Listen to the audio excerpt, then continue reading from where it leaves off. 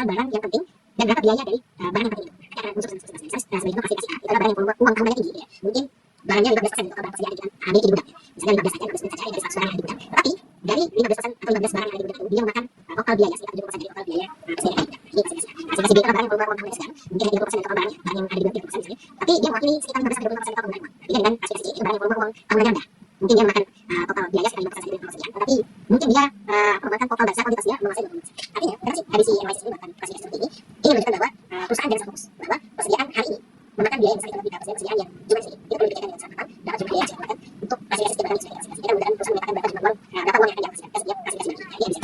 Baik, dari video tadi dapat disimpulkan bahwa saya setuju dengan adanya contoh kasus ini, yaitu dengan cara menggunakan analisis ABC pada program vokasi UI untuk menunjukkan bahwa kategori persediaan barang habis pakai yang masuk kelompok A memiliki nilai investasi sebesar 79,94%. Persediaan barang habis pakai yang masuk kelompok B memiliki nilai investasi sebesar 15,06%, dan persediaan barang habis pakai yang masuk kelompok C memiliki nilai investasi sebesar 5,01%. Baik, adapun pembahasannya. Yang pertama yaitu kelas A merupakan barang-barang yang memberikan nilai yang tinggi, walaupun kelompok A ini hanya diwakili oleh 20% dari jumlah persediaan yang ditetapi nilai yang diberikan adalah sebesar 80%.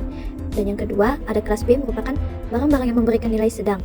Kelompok persediaan kelas B ini diwakili oleh 30% dari jumlah persediaan dan nilai yang dihasilkan adalah sebesar 15%.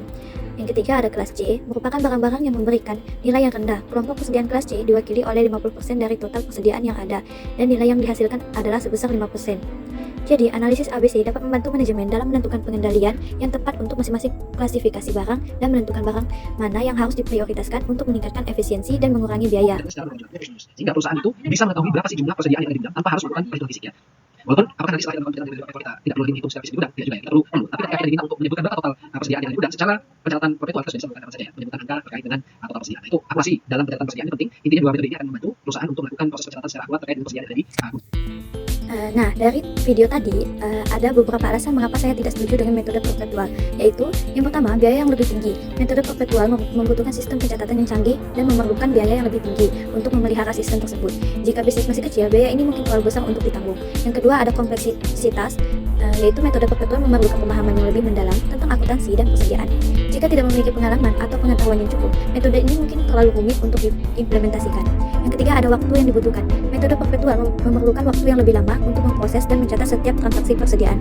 Jika bisnis yang memiliki volume transaksi yang tinggi, metode ini mungkin tidak efisien dan memakan waktu terlalu lama. Yang keempat, ada kesalahan manusia. Metode perpetual memerlukan penginputan data yang akurat dan tepat waktu. Jika terjadi kesalahan manusia dalam pencatatan, hal ini dapat menyebabkan ketidakakuratan dalam laporan persediaan. Yang terakhir, adanya tidak cocok untuk semua jenis bisnis. Metode perpetual mungkin tidak cocok untuk semua jenis bisnis. Misalnya, bisnis yang menjual produk dengan harga yang stabil dan persediaan yang relatif stabil mungkin lebih cocok menggunakan metode periodik. Nah, adapun contoh kasusnya, yaitu PT Soelistiowati Kusuma Tekstil Strengan dengan menggunakan data tahun 2007, 2008, dan 2009.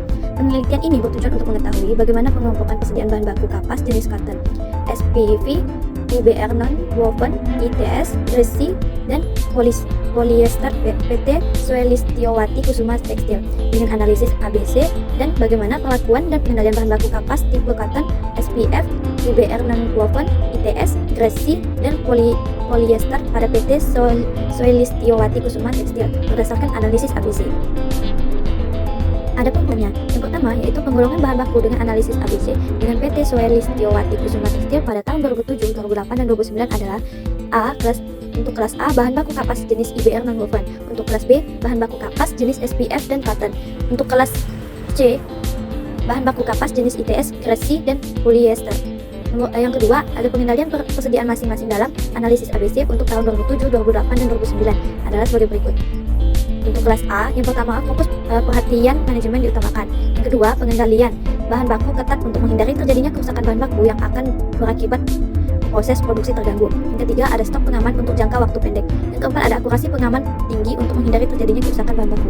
Untuk kelas B, yang pertama yaitu fokus perhatian manajemen sedang. Yang kedua, adanya pengendalian bahan baku sedang untuk menghindari kerusakan bahan baku demi kelancaran proses produksi.